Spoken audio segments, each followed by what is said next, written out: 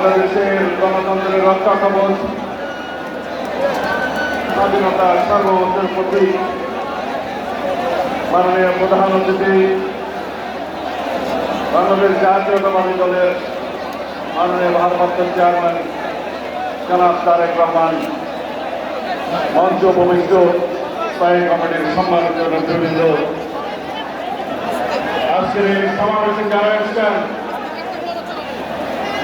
সকল তরুণ ভাই বোনেরা, সাংবাদিক বন্ধুগণ, আসসালামু আলাইকুম রহমতুল্লাহ বারাকাতুহু। বক্তব্য রাখবেন আমাদের মাননীয় প্রধান অতিথি। আমি শুধু কয়েকটা কথা বলবো। আমি আজকে তারুণ্যের কথা বলতে এসেছি। বাংলাদেশে তারুণ্যের ভাবনা কি হওয়া উচিত সেটা শুনতে এসেছি। তারুণ্যের রাজনৈতিক অধিকার সারা বাংলাদেশের প্রত্যন্ত অঞ্চলে সমস্ত জায়গায় প্রতিধ্বনিত হোক, এই আহ্বান জানাতে এসেছি।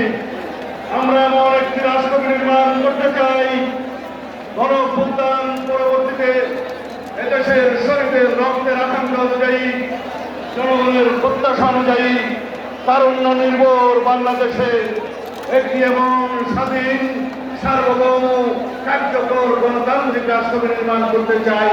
সেই রাষ্ট্রে এই তরুণরাই হবে মূল চালিকা শক্তি।